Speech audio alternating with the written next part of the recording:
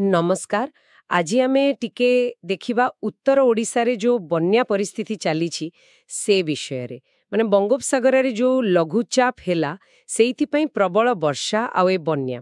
तो आसंतु वर्तमान स्थितिटा केमती अछि कौन पदक्षेप निया जाउछि से सबु टिके बुझिबा गोटे बड़ चिंतार पथा आसीछि बालेश्वरर राजघाट पाखरे सुवर्णरेखा नदीर पानी विपद संकेत तो 9.45 मीटर थिला एबे कहउचंदी 9.86 मीटर रे बहुछि एटा तो बहुत अधिक। हाँ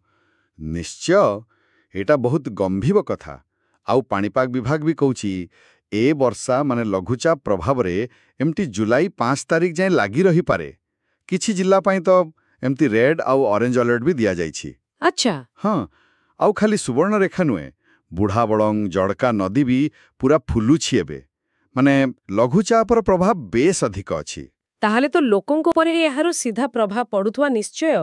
केमती सामना करूछंती लोके देखंतु सबुठु बड़ कथा हैला तलिया अंचलरा लोक सेमानको सुरक्षित जगह नेबाको पड़ुछि जेतिकी खबर मिलुछि बालेश्वर आउ पाख मयूरभंज जिल्लारू पाखापाखि 9000 लोक 9000 बाप रे हाँ 9000 लोकंकु स्थानांतर करा जाई सारिलाणी खास करी जो माने सुवर्णरेखा बुढ़ाबड़ंग जंभीरा जलका नदी कूଳରେ रहुथिले सेमानंको आश्रयस्थळी को निया जाउछि एटा बहुत जरूरी पदक्षेप।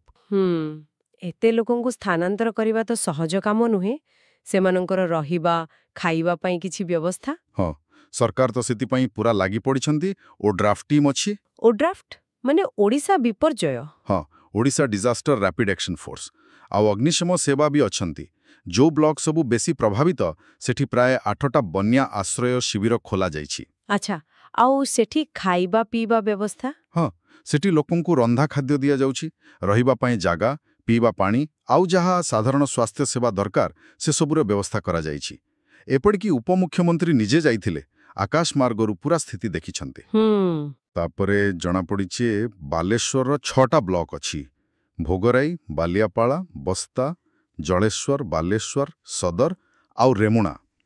एवं जलेश्वर म्युनिसिपालिटीर 8टा वार्ड ए सबु जगारे बहुत क्षति हिछि। तामाने क्षति केवल लोकंको घर द्वारा नुहे आहुरी अधिक जेमती रास्ता घाट चाष ए सबु एकदम जोगाजोग तो पूरा ठप हो जाइछि बहुत जगारे रास्ता उपरे पानी गोटे मुख्य पोल थिला जामुघाट पोल सेटा पूरा भासी जाइछि बोली खबर अछि। अरे बाप रे हाँ किछि रास्ता उपरे तो 2 फुट पानी चालुछि जीवा आसीबा पूरा बंद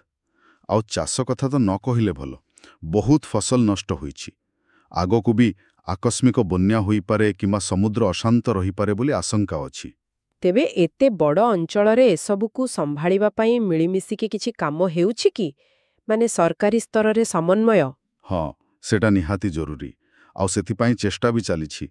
भुवनेश्वर रे गोटे कंट्रोल रूम अछि 24 घंटा काम करूछि सेटा बन्या पई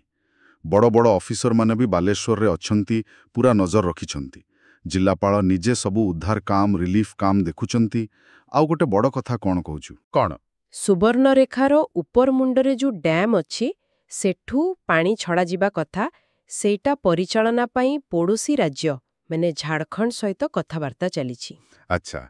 एटा बहुत गुरुत्वपूर्ण हाँ एही समन्वय द्वारा तळमुंडरे पानीर प्रवाह को टिके नियंत्रण करिहबो परिस्थिति आउरी बिगड़ीबारु रोकिबाकू चेष्टा करा जाउछि। ताहले मोटामोटी जदि देखिबा परिस्थिति सत्यरो बहुत गंभीर बहुत लोक बासहरा होइछंती सेमानंकु स्थानांतर करा दैछि सरकार रिलीफ उद्धार कामरे लागिछंती किंतु रास्ता पुल भांगीबाटा एटा बड़ चैलेंज। एकदम ठीक आउ ए सबु भितरे गोटे कथा हमकु भाबिबाकू हेबो कोन कथा देखंतु जेतेबेले गोटे नदी जेमती एठी सुवर्णरेखा एकाधिक राज्य देई जाउछि सेतेबेले एमती विपद समय रे पड़ोसी राज्यंग भितरे समन्वय केते दरकार जेमती एठी झारखंड सह कथा चलीछि एटा केवल एई एबेकार बन्या पई नुहे दीर्घकालीन भाबे जल परिचालना पई एई समन्वयटा बहुत बहुत जरूरी। ठीक कथा विशेष करी जेतेबेले पाळीपाग एमिति बदलुछि एभली घटना बारंबार होबार संभावना अछि